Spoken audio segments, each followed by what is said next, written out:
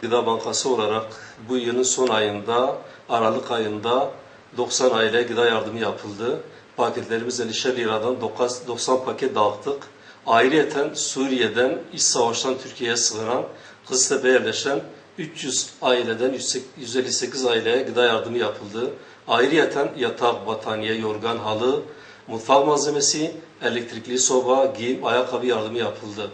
Şu an 100 aileden fazla başvuru var. Stoklarımız tükendiği için bu ailelere yardım yapamadık. Hayırseverler yardımlarını bekliyoruz. Genelde gıda, yorgan, battaniye, halı, elektrikli soba, mutfak malzemesi, nakit para yardım etmek isteyen derneğimize başvurabilirler. Derneğimizin rehberliğinden istediği oranda Suriyeli kardeşlerimizin adreslerini alarak yardımlarını dağıtabiliriz. Her gün başvuru sayısı çoğalıyor. Onları yardımsız bırakmayalım.